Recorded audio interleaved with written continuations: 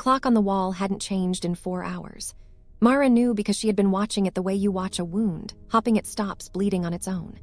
She stood at the floor-to-ceiling glass of the 68th floor penthouse. The city of souls sprawled beneath her like a circuit board alive with light, all that restless electricity belonging to a world she no longer had any claim to. She had traded it, or rather it had been traded for her.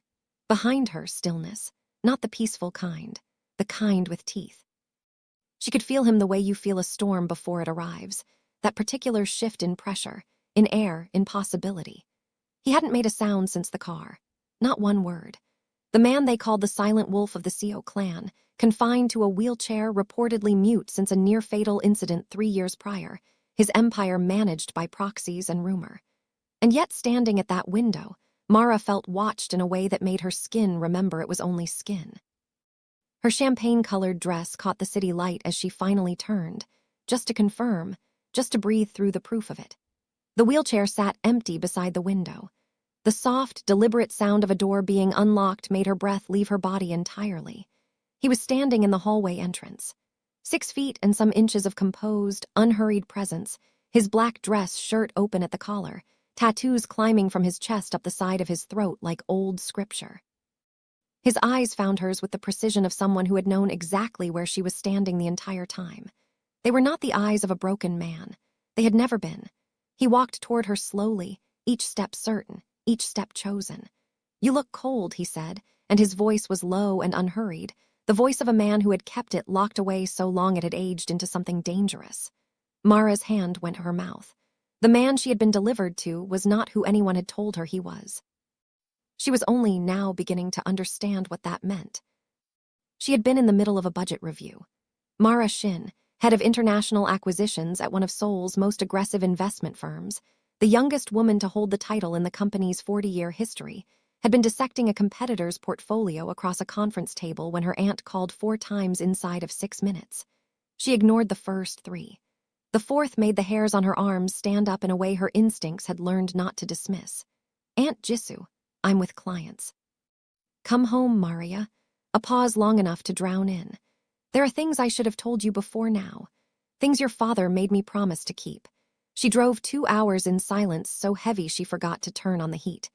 Her aunt met her at the door of the old house in Incheon with swollen eyes and a wooden chest that looked like it had been waiting for this specific evening for a very long time. Inside were 3 things: a folded legal document with a seal she didn't recognize, a photograph, and a name written in brushstroke ink across the bottom of an envelope. Seo Jin-wook. 20 years ago, her aunt began, "Your father was working a freight contract at Incheon Port." Her voice came out slowly, the way you lower something fragile. "He found an injured man hidden in a shipping container. A man who had been left to die there by people who believed they had already succeeded. Her father had called for help, stayed until that help arrived, and walked away without asking what the man's name was or why he had been there. He simply hadn't been able to leave someone behind." The Seo clan, however, had written the debt down in their ledger the same night and had been watching her father's life ever since, waiting for a moment that never came, until the moment finally did. Her father's business had collapsed under a series of decisions that she now understood had been quietly engineered. The Seo clan's representative arrived at the family home 3 days after the bankruptcy filing. They were not interested in money. They were interested in Mara. She sat with her hands flat on her knees while her aunt talked, the way she had trained herself to receive difficult information, still and processing, the storm happening entirely on the inside. She looked at the photograph. A man in a wheelchair, shoulders wide enough to carry architecture, jaw set like something quarried, dressed entirely in black with a stillness that made the surrounding air look busy. His gaze met the camera with the mild contempt of a man who had grown so comfortable with power, he no longer needed to perform it. "He can't speak," the clan's representative told her the following morning in a hotel lobby that smelled like money and something clinical. "He hasn't since the incident. He requires a legal next of kin for the Seo Group's international holdings, a person with the credentials and discretion necessary to manage appearances." He slid a folder across the table without ceremony. "We are told you are both qualified and motivated." She understood what motivated meant. She had 48 hours. Her father's safety, specific and guaranteed, was the price of her agreement. She packed what mattered, told her firm she had a family emergency, and spent the flight to the CO estate sitting very still with her jaw set and her hands in her lap and her grief arranged somewhere it wouldn't show. Seoul received her without ceremony. The CO estate sat beyond 3 security checkpoints and a quarter-mile of immaculate grounds that felt less like a garden and more like a perimeter. The main house was dark stone and modernist angles, built to impress without welcoming, the architecture of a family that had never needed anyone to come in willingly. She was shown to a sitting room and left to wait. He came in without sound. She had expected the creak of wheels, something to announce him. Instead, she simply became aware of a change in the room's quality, the way a room changes when the person it was built for finally enters it. She turned. He was already watching her. Up close, the photograph had flattened something the reality of him refused to flatten. The wheelchair sat beneath a body that looked assembled for entirely different purposes. His hands rested on the armrests with the deliberate stillness of someone who had decided long ago that stillness was a form of dominance. The tattoos began at his collarbone and disappeared into his shirt with the suggestion of a story too long and too serious to be decorative. His face was angled and closed, the expression of a man who had made peace with being unreadable. He looked at her for 4 seconds. She counted. Then he redirected his attention to the window the way you redirect your attention to something that does not require management. A woman in a gray blazer materialized at Mara's side and began describing the household in precise, accented English. Schedules, appointments, the East Wing, the West Wing. What was hers and what was not. Mara listened and understood with the specific clarity of someone whose options have been reduced to one that this was her life now. The ceremony was 5 days later, traditional in its construction, transactional in its atmosphere. The elders of the CO clan sat in the front rows with the attentive, evaluating stillness of people attending a board meeting that happened to involve silk and incense. Mara wore ivory and kept her face in the expression she reserved for negotiations she had already decided to win. CO Jin Wook sat at the altar in his wheelchair and did not speak. His vows were handled by proxy, a legal accommodation for his condition, she was told, standard practice. She placed the ring on a hand that neither reached for her nor pulled away. She felt every eye in the room cataloging her composure, filing it, measuring it for future use. After, there was applause that sounded like a gavel coming down. There was food she couldn't taste and a car ride during which the city moved past the window like a film she hadn't agreed to be in. The penthouse was high and cold and lit entirely by the city below. Mara stood at the glass because it was the only place that felt honest. She counted the minutes of silence behind her the way you count floors in a building that's on fire. She heard it at the 53rd minute. Not wheels, not breathing. A weight shifting, slow and deliberate, the specific sound of a floor accepting something it had not been holding before. She turned. The wheelchair was empty. The lock turned. He was standing in the room, his shirt open at the chest, the full landscape of his tattoos visible, dark ink moving across muscle in formations that looked earned rather than chosen, the record of a life that had required documentation. He was not unsteady. He was not leaning. He stood the way structures stand, the way things stand when they were built to remain. His eyes found hers and held them. "You look cold," he said, his voice the temperature of something kept underground and finally brought to light. She put her hand over her mouth.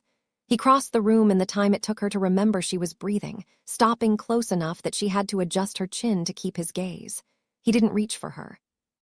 He simply looked at her with those patient, measuring eyes and waited, with the unhurried quality of someone who had been waiting for a very long time and had made their peace with it. "How?" she started. "Sit down," he said, not unkindly, and she sat on the edge of the bed because her legs had already decided. He remained standing, and she understood instinctively that this was intentional, that he had needed her to see this first, before everything else. He had been walking for 2 years, speaking for 2.5. The wheelchair was scenery. The silence was theater. The broken man was a story constructed with exceptional care for an audience of enemies who had stopped watching closely because they believed they had already won. Men who think a threat has been neutralized stop guarding against it. Traitors inside the clan had grown comfortable with their access. Rival families had begun repositioning, making their moves in rooms they assumed he could not enter because he could not stand. He had let them. He had cataloged every move, every name, every conversation held in his presence by people who forgot that being watched and being seen are entirely different things. I needed someone in this house who wasn't already part of the performance, he said, watching her process this with those steady, measuring eyes. Someone with enough intelligence to hold a role without needing every reason for it. Someone who wouldn't, a pause the first she had heard from him, fall apart. You chose me, she said. It was not a question. She was already assembling the shape of it the way her mind had always moved fastest under pressure. This was never just about my father's debt. Something moved at the corner of his mouth, not a smile. The architecture of one withheld. The debt was the door, he said. You were the reason I opened it. Soul pulsed 50 floors below them, enormous and indifferent. Mara sat in her ivory and her disassembled certainties and felt the specific vertigo of a floor shifting beneath a version of herself she was already outgrowing. She was not a caretaker. She was not a hostage. She was not a line item in someone else's ledger. She didn't yet know the name for what she was becoming, but for the first time since Inchin, the not knowing felt less like a threat and more like a beginning. Subscribe and follow so you don't miss what happens next, and drop a comment telling me where you're watching from. I genuinely want to know how far this story is already reaching. The Park Syndicate sent their message on a Thursday, which told Mara everything about how little they feared the CO name anymore. She was walking back from the covered market 2 streets from the estate, one of the small freedoms Jin-wook had permitted without explanation, when the silver car pulled alongside her on the narrow road. 2 men stepped out without urgency, the practiced unhurriedness of people who had never had to hurry because the world had always arranged itself around their pace. The taller of the 2 smiled at her with his mouth only, the rest of his face entirely unavailable. Mrs. CO, he said, tasting the title with something like amusement. The Park family extends their warmest regards on your marriage. We do hope your husband's circumstances, a pause, long and deliberate, aren't proving too limiting for a woman of your particular ambitions. Mara held her bag and kept her face exactly as still as Jin-wook had taught her by example, without a single explicit lesson. Please tell the Park family I appreciate their thoughtfulness, she said. Thursday is such a precise choice for a social call. The man's smile didn't change, but something behind it recalibrated. He stepped closer, close enough that she could identify his cologne and the intention beneath it. A wife without a real husband, he said quietly, is an open door. We would hate for you to feel exposed. She became aware at precisely that moment of a black vehicle parked at the far end of the street that had not been there when she left the estate. Engine running. Windows dark. She couldn't see inside, but she felt with an absolute and sourceless certainty that whoever sat behind that glass was exercising the most extraordinary restraint of their entire life. I have never needed anyone to close doors for me, she said, and walked back to the estate without looking behind her. That evening she found Jin-wook at the window, standing as he stood when they were alone, the wheelchair pushed to the wall like a costume between performances. He didn't turn when she came in, but the quality of his stillness shifted, the specific way weather shifts before it decides what it's going to do. She had learned to read these changes the way you learn to read a language that has no written form. You already know, she said. I had eyes on you the whole time. His voice was level. His hands at his sides were not entirely. She noticed the way the fingers had drawn in slightly, not quite closed, the involuntary muscle memory of a man who had spent years making violence look like composure. The car at the end of the street was yours. He confirmed it without turning. You almost came out. A silence that lasted long enough to have weight. It would have been poorly timed, he said finally, which was a different answer than no. They both understood that. She found the scars by accident, 3 weeks into what she had started calling their arrangement in the privacy of her own thoughts. He came back to the penthouse one evening with a wound along his side that he had clearly intended to manage alone, and had clearly misjudged the geometry of, because when she came out of the kitchen, she found him at the bathroom mirror with gauze, and a problem of angles he couldn't solve without a second pair of hands. Sit down, she said, in the voice she used when she wasn't offering a choice, and to her ongoing private astonishment, he sat. Up close, the tattoos resolved into something she had not fully understood from a distance. Vast and deliberate, the ink mapping his torso in formations that looked less decorative than archival, like coordinates, like records of something too important to leave to memory alone. She worked quietly, cleaning and dressing the cut with the medical supplies she had organized weeks ago because organized had always been her first response to uncertainty. Her hands were steady. Her thoughts were not. The oldest scar was below the tattoos rather than incorporated into them, along his lower back. Surgical, precise. The unmistakable mark of someone who had known exactly where to cut and had done it without hesitation. The night of the incident, she said, not quite a question. He was quiet long enough that she thought he had decided not to answer. Then I was 28. A hit, staged as a vehicle accident. Someone inside the clan sold the location. She cleaned around the wound and listened. The injury from the accident didn't take my legs, he said. The surgeon did. A choice made in the operating room by a man paid to finish with a scalpel what the original attack hadn't finished with a gun. She stilled her hands. A man pulled me out of the wreckage before the second attempt could be made. He continued, his voice identical to what it always was, low and even and giving only what he had decided to give. An Inchin dock worker. He had no idea what I was or what he was interrupting. He simply, the briefest pause, didn't leave someone behind. Her father. 20 years ago at a port he never talked about, pulling an injured man from somewhere he shouldn't have been, not knowing he was interrupting an assassination, not knowing the debt he was writing for his daughter. You could have told me this from the beginning, she said quietly. You wouldn't have believed it from the beginning, he said, which was true, and neither of them needed to confirm it.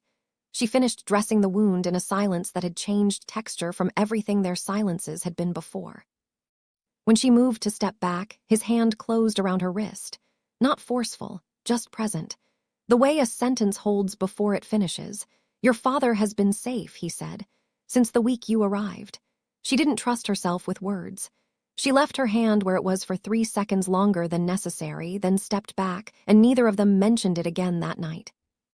Seo Bong Chial, the clan patriarch, arrived without notice on a gray Seoul morning that looked like it had been waiting for something unpleasant to justify its mood. He was 67 years old and moved through rooms the way men move when they have never once been asked to wait. He came into the main sitting room with 2 advisors and the settled energy of someone who had already scripted the conversation and its conclusion before entering the building. He looked at Mara the way people look at a footnote, briefly and only to confirm it has nothing important to say. She is ornamental, he said to the room in Korean, with the casual certainty of someone accustomed to being unheard by the people he was dismissing. And a liability. My son has given the clan nothing. No demonstration of function, no consolidation of power.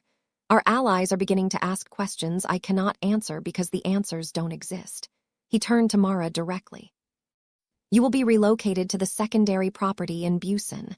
We will establish a different arrangement for Jin Wook, one that doesn't require one word. Quiet from across the room. The patriarch turned.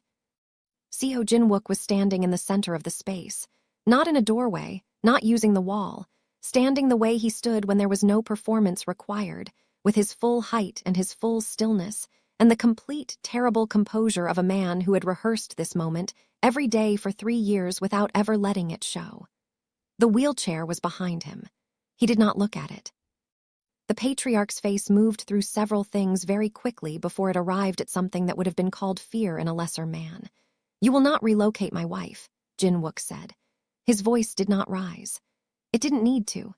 It filled the room the way water fills the shape of whatever holds it, completely and without apology. You will not catalog her value or assess her contributions or determine her function for this family. He walked forward, each step a sentence, until the patriarch's advisors shifted and he stopped them with a single look. I have been watching this clan for 3 years, he continued. Every misalignment, every reassigned loyalty, every conversation conducted in rooms people assumed I couldn't enter because they believed I couldn't stand. A pause with the weight of an arrival. I can stand. I could always stand. And I know every name. The patriarch was silent. Touch her, Jin Wook said, quietly, without inflection, and I will dismantle every alliance you have built since the night your people tried to take my legs. Beginning with yours. The advisors looked at the patriarch. The patriarch looked at his son. In the silence that followed, something transferred in the room, some fundamental weight shifting from one man to another, the way power actually moves, not in speeches, but in the moment when everyone present understands simultaneously that it already has. Mara stood very still and felt, for the first time in months, like a person rather than a position. What came next wasn't clean, but it belonged to her. The CO group's legitimate operations needed a face that civilians could trust, a language that moved in daylight, a narrative coherent enough to survive public scrutiny. Jin-wook could dismantle threats with his eyes closed. He had never needed to build anything for an audience that wasn't afraid of him. Mara had spent a decade doing exactly that. She took the glass-walled office 3 floors below the penthouse and worked the way she had always worked, with the focused, systematic energy of someone who had finally found a problem proportionate to her capabilities. She restructured the public-facing businesses. She built a communications architecture. She created a story around the CO name that was honest enough to hold and polished enough to travel. Jin-wook reviewed her work in the evenings, and the evenings had begun to extend themselves naturally, the space between them across the desk closing the way distances close when 2 people stop maintaining them deliberately. "You're more capable than I planned for," he told her one night, which from him landed like a standing ovation. "You planned wrong," she said, and turned back to her work with something warm moving through her chest that she had stopped pretending wasn't there. The park syndicate called a summit in the 4th month. They had run out of patience, and patience had always been a courtesy they extended to people they still feared. They expected a wheelchair. They expected silence. They had built their entire strategy around the architecture of a diminished man. Jin-wook walked into the room. No chair, no interpreter, no theater. Just the full, unhidden reality of him, his tattoos visible at the open collar, his posture the posture of a man who had made his peace with exactly what he was, and had stopped asking anyone's permission to be it. His eyes moved across the assembled faces of the park syndicate with the calm, precise efficiency of someone completing a task they have long since prepared for. The room went quiet in the specific way rooms go quiet when something that was expected does not arrive, and something unexpected does instead. The head of the park family said nothing for a long time. Then Jin-wook spoke in Korean, measured and final, and Mara didn't need the translation to understand the shape of it. She had learned him well enough by then to read his voice the way you read a tide. Whatever the park family had been building, they were already standing in the wreckage of it. He found her eyes across the room when it was finished, the way he had started to do in crowded spaces, that small, private punctuation, a thing that existed only in the frequency between them. She held his gaze and felt the last of the word captive lift off her the way weather clears after a storm that has finally finished saying what it came to say. She was not a debt. She was not a prop. She was not a transaction arriving with paperwork and address. She was the woman standing beside the wolf when he finally stopped pretending to be wounded. And she had been part of the reason he remembered how to stand. If this story moved, please subscribe, and I will see you in the next interesting one.